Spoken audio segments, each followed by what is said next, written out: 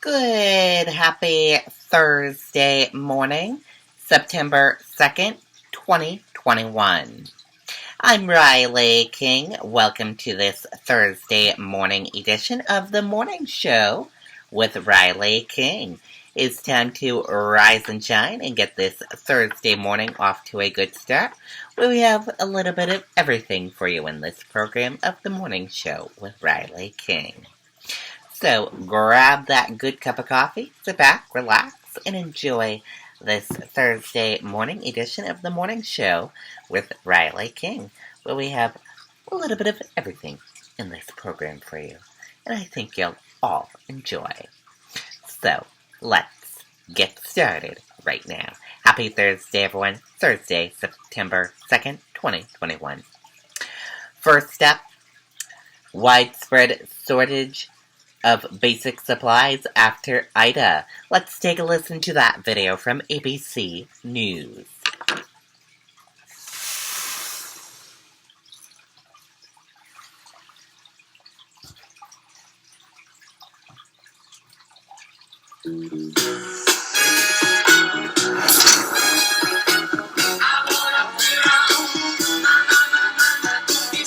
In Louisiana tonight, hundreds of thousands are still without power. And tonight, for some, there is now a desperate need for the basics: food, clean water, and fuel. ABC's chief national correspondent Matt Gutman on the ground again tonight. First came that storm, bearing 150-mile-per-hour winds and destruction. And tonight, that new crisis, the scramble for the basic necessities of life.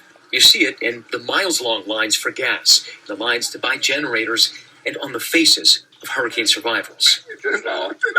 Well, we ain't got nowhere to live, and then we ain't got no food. Food, water, shelter, and fuel, all desperately scarce. There's nothing open and all the way through Baton Rouge, and we were lucky to find this. It's been 4 days since that hurricane slammed through here, and still all of this sludge brought in by the storm surge remains. Folks are starting to clean up, but these streets are still canals. And everywhere you look here in southeastern Louisiana, you see destroyed or those tilting power poles. We drove through another flooded neighborhood in LaPlace, finding Amy Thomas and her family. How are you bathing? Bottled waters. And for mothers across Louisiana like Amy, the biggest worry, their kids. Not being able to cook properly, to eat properly. I just was overwhelmed. And utilities companies say there could be weeks more of this. A forest's worth of power poles down and thousands of miles of power lines. No electricity and no water is bringing critical infrastructure to its knees. Terrebonne Hospital in Houma now fully evacuated. But tonight, some signs of hope. More than 20,000 electric workers descending on New Orleans. Those crews restoring one of 8 transmission lines that power the city, turning the lights back on for 85,000 customers. And we're going to stay on this, Matt. We know there are still nearly 1 million customers without power. It could be out for weeks, and I know many are now turning to generators, and you're learning authorities are growing more and more concerned over carbon monoxide poisonings. David, EMS officials here are reporting a 180% rise in their call volume, partly driven by those carbon monoxide poisonings. And today in New Orleans, we learned that 12 people were hospitalized, including 7 children, for carbon monoxide poisoning. And we're at this gas station here, and with our drone, you can see that line snaking about a half a mile in that direction. People telling me they've been waiting 4.5 hours for gas, most of them to fill gas cans for their generators. That's one reason officials here are bracing themselves for more of those poisonings. David? Yeah, that fuel line really says everything. Matt Gutman again tonight. Thanks to you and the team. Hi, everyone. George Stephanopoulos here. Okay, and there you go on that video and that report.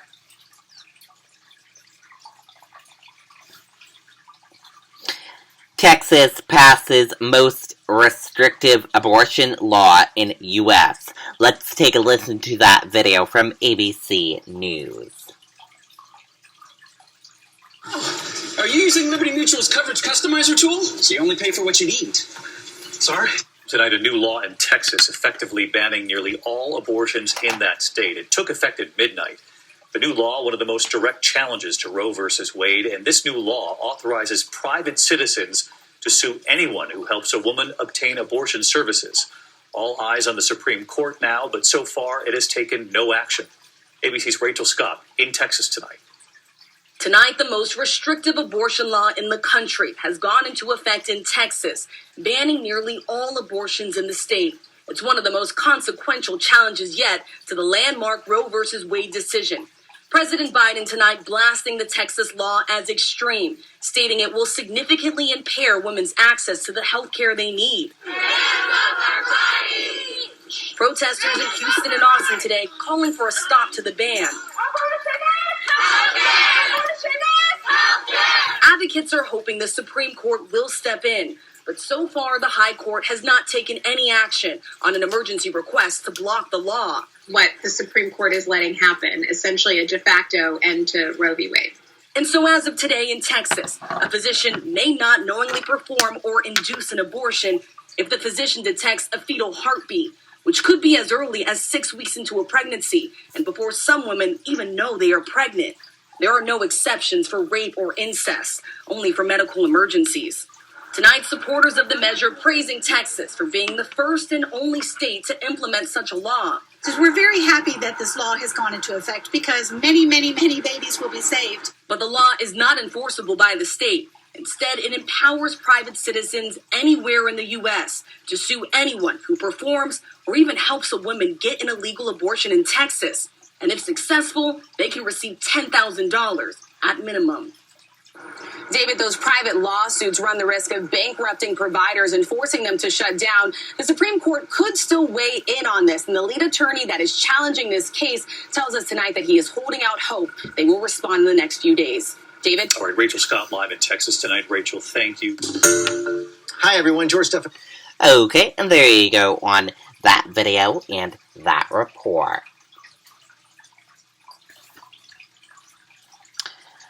Alleged high school shooter taken into custody.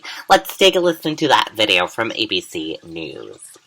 To the deadly school shooting, and authorities just a short time ago on the shooting in Winston-Salem, North Carolina, just as this new school year begins. And tonight, news of the suspect just coming in. Here's our Chief Justice correspondent, Pierre Thomas now.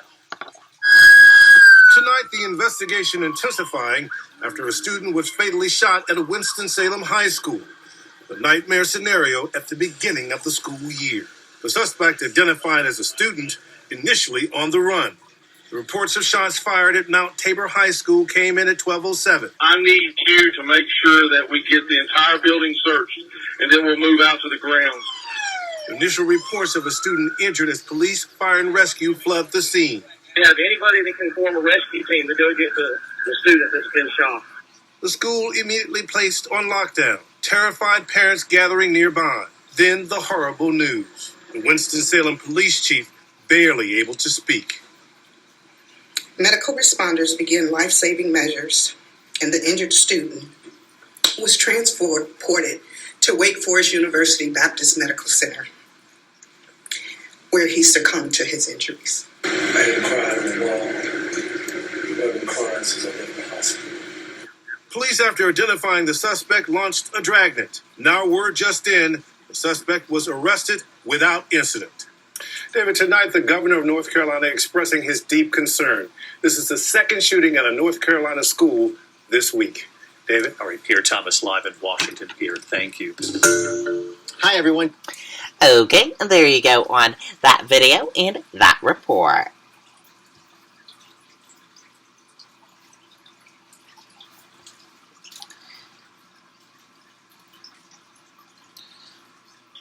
And remnants of Ida produced multiple tornado warnings in the Northeast. Let's take a listen to that video from ABC News.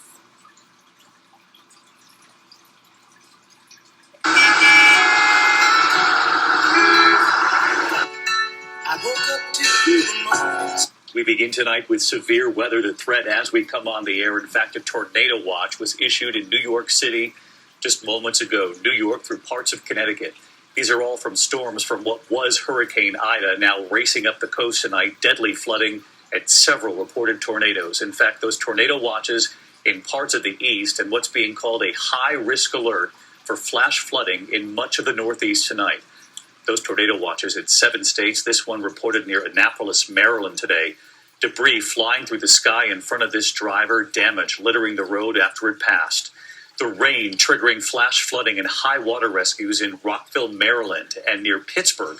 Children were rescued from their school bus trapped on a flooded road. Again, watches and alerts from Virginia right up through Washington, D.C., Philadelphia, New York City, up to Boston into the night. And authorities are warning of significant and life-threatening flooding into the night. ABC senior meteorologist Rob Marciano leading us off.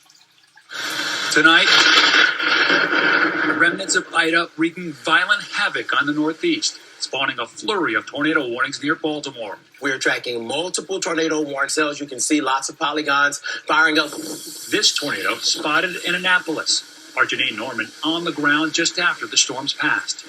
Check out the damage left behind here in Annapolis, Maryland from the storm, knocking down trees, knocking down power lines that cars here are driving over. This home completely without a roof. Officials tell us multiple homes and businesses damaged, and now there's a concern about gas leaks from underground lines.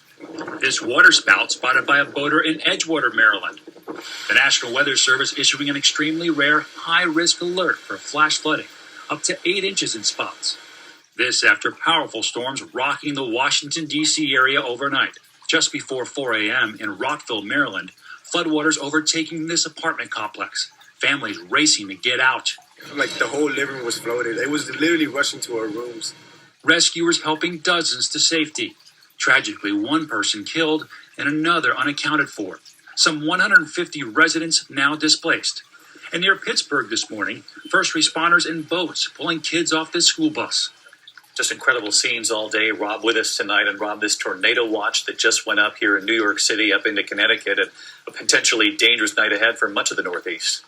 That's for sure, David. It goes until 1 a.m., so the next few hours will be indeed dangerous, not just for that watch, but for flooding as well. And we've had numerous tornado warnings out, one on the west side of Philly, now just one issued on the east side of Philly, and this one looks potent. You see the red inside those yellow boxes. Not only that, we've got a flash flood emergency around the Philadelphia area for heavy rain. That low, that's the remnant low of Ida. That will spin across the I-95 corridor. The heaviest rain and most damaging winds will be through the next few hours till about midnight or so, and then clearing out quickly tomorrow. But that rain will be heavy at times, and we have saturated ground. So that pink area in through Connecticut, a high risk of seeing river flooding. If you live near a small stream, that may rise quickly overnight. So be aware before you go to sleep if you're in a flood zone. David? Well, Rob, your live picture says it all tonight there behind you. Thank you. Hi, everyone. George Stephanopoulos here. Thanks for checking out. Okay, and there you go on that video and that report. And we are going to switch gears now, and let's go into the weather. Let's take a look at the weather across the United States for this Thursday. And as you can see over here in the green, you've got some rain. And then in this shade of green here, you got rain/thunderstorms. And then over in the red here, heavy rain/flash flooding possible. And then the yellow here, severe thunderstorms possible. But otherwise, the gray is all dry in the gray areas. And that is a look at your weather across the United States for this Thursday. Happy Thursday, everyone. We finally made it to Thursday.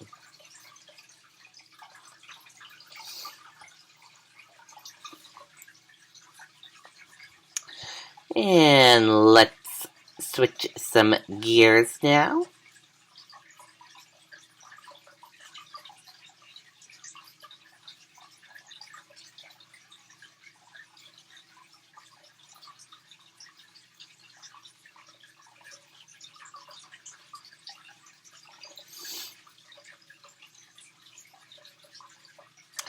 And let's take a look at this. Michael Strahan to have number retired by the New York Giants. Let's take a listen to that video from ABC News. Good morning, America. So, if you have a flat tyre, dead battery, need a tow, or lock your keys in the car, Geico's Emergency Roadside Assistance is there 24/7. Someone help me! I have a flat tire! Well, it's good for me. What do you think? Geico. As you know, military around the country are already back in school, many for the first time in more than a year.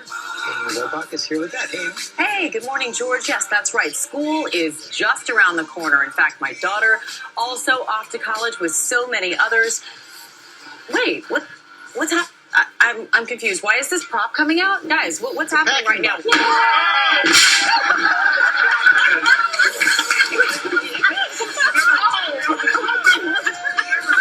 had to sneak in. You know what? That works. Got you, Michael. There's something wrong with everybody here. Everybody. You can't do that to me. He suspected something. Michael was looking at his card saying, how come I don't have any questions? Yeah, I was the only one without a call. All right, so Michael, you recognize these guys? I recognize these guys, and I realize what's going on because they would never wear my jersey unless there was a reason, because they don't love me that much. For everyone at home, of course, it's Eli Manning. Wow. We have Jesse Armstead and Justin Tucker. So, Michael, do you have any idea why your teammates are here today? I think so. It's a jersey retirement, maybe? Yes, maybe that's right. it. You're smarter than you look. But I'm surprised myself sometimes. But I will tell you this. It wouldn't be possible without these three. They were all very instrumental in my career. And, I know Eli's getting his jersey retired as well. And I carried all three of these guys throughout their careers. This works out perfectly. Well, we have a big surprise for you because in honor of your amazing career on the field, yes, the Giants are retiring your jersey, as you knew that. No one will ever wear number 92 on the Giants again. But are you ready to find out, Michael? When that's happening right there, that's MetLife Stadium, home of the Giants. We are announcing that the Giants are officially retiring your jersey on November 28th when Big Blue faces the Philadelphia Eagles. Mark your calendars. Well, that's a good week. As we wow.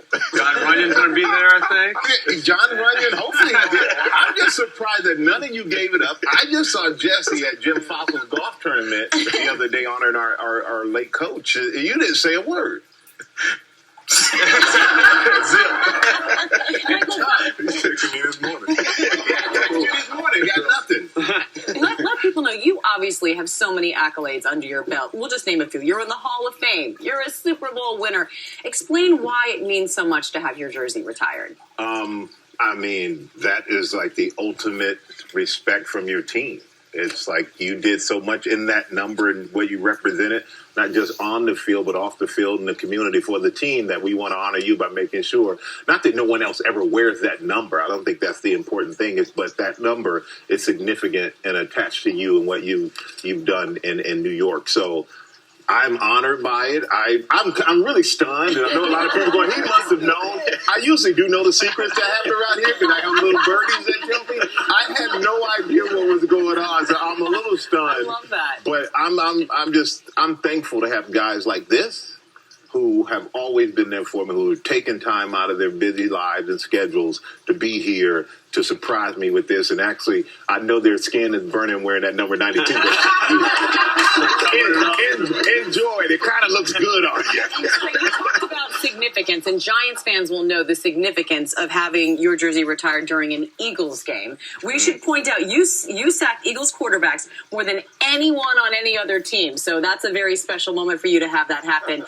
They're not here this morning because they might still be recovering, but it is significant. You like how they did that, right? Yeah, I love how they did that because that was the one team, I think all of us, that's probably the biggest rivalry that we have. And it's special. If I had to have my number retired and we were playing in Philly, it'd be a lot of beeping going on from what's being said to me. But it's very significant to do it, to have this done, with the Eagles. Being the opponent there, and a lot of respect for them, though, because the reason I had success against them because they challenged me to actually be the best player I could be. And Eli said, John Runyon may be there, and a lot of people look at John Runyon and think, oh, he ain't Strahan, but that guy made me a much better player. And which is why I beat up on him so much.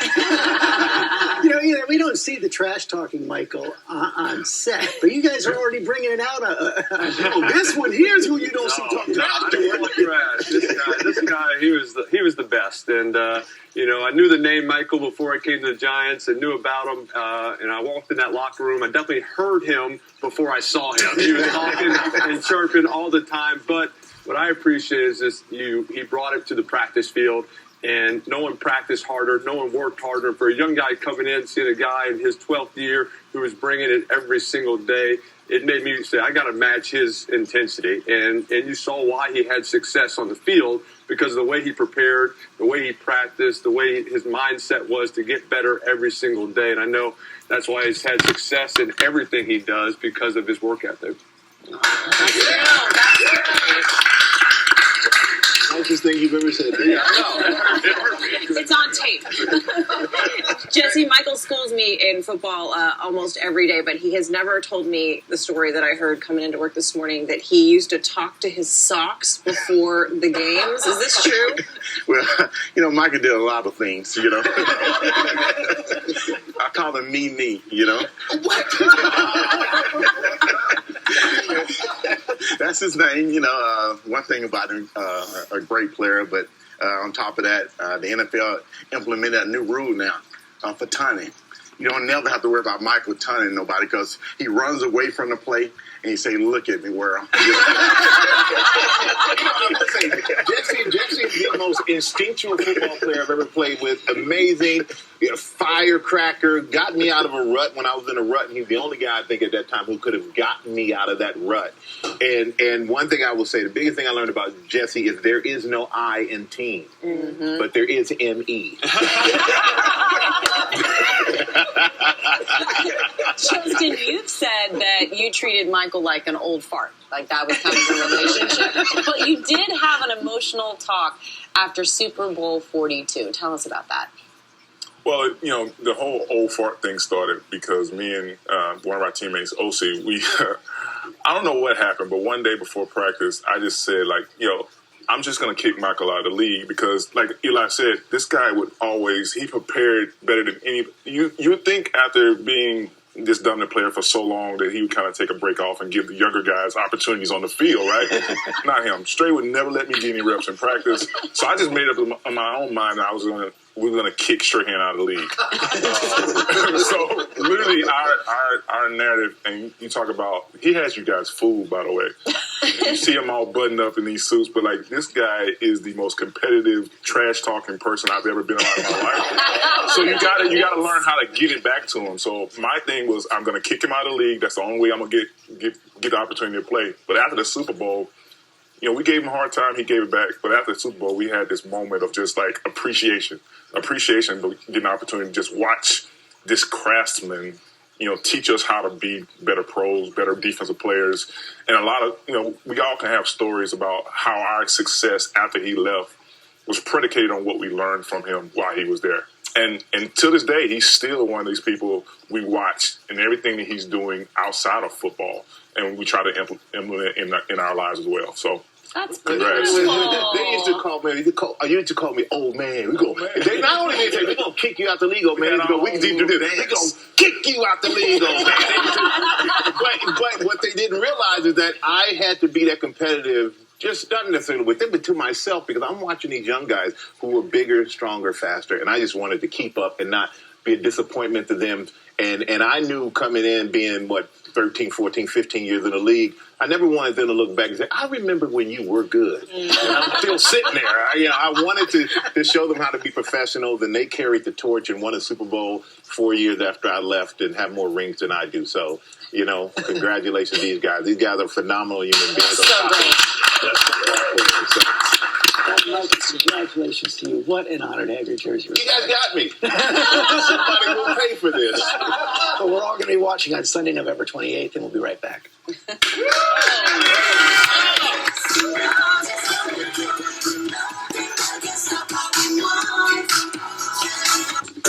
Well, hey there, GMA fans. Robin.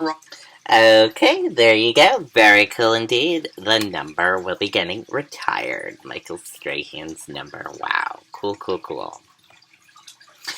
And let's switch gears now for some entertainment news. And in entertainment news, Ariana Grande reacts to superfans in The Voice first look. Let's take a look. Everyone's looking forward to the school year. But what else do you like to sing? Ariana Grande. I am a huge Ariana Grande fan. The biggest fan, obsessed with you. Oh my gosh. She even came with a ponytail. Ariana Grande is making her coaching debut on The Voice, and let's just say more than a few contestants are total Arianators. It's the most fun I've ever had in my whole life. The first look for season 21 just dropped, and Ariana takes her seat alongside fellow coaches Kelly Clarkson, Blake Shelton, and John Legend. But it's not just the contestants who are big Ari fans. It's the crowd and coaches too. Is everybody in here just obsessed with Ariana? You have no chance. Push it back. Push it back. Kelly, what are your thoughts with Ariana Grande joining? My thoughts are, this is my last chance to win The Voice. No, I'm a huge fan of her voice. I love her voice. I've only run into her a couple times, and she's so sweet. Like, every time we run into each other. So I'm just a fan. I would love, like, as a person that's competed in a show like this, I would love to be able to pick someone like her. She sings so beautifully and is just killing it still in the charts. Like, she's just an amazing coach, like, to have on the show. So I think it's going to be really cool and fun. And I like female energy, so. And it wouldn't be The Voice without some playful competition. I would love to work with you. It would be so fun. It would be an honor. Thrilled by your performance. Pick Team Legend. Thank you. Yeah, that's Ariana's own red button that plays her iconic song, Thank You Next. Team Legend. Thank you. Thank you. Next. Thank you.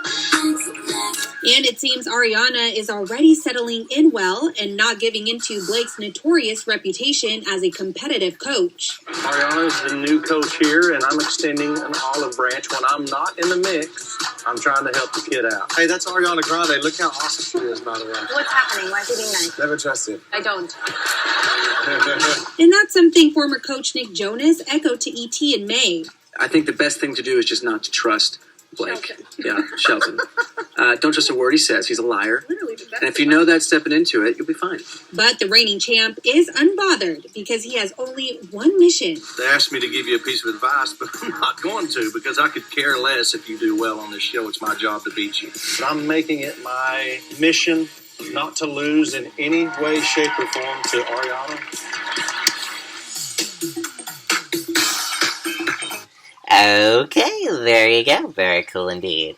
And thank you for joining us for this Thursday edition of The Morning Show with Riley King. Have a great rest of your Thursday and see you back here next time for another edition of The Morning Show with Riley King. Bye now.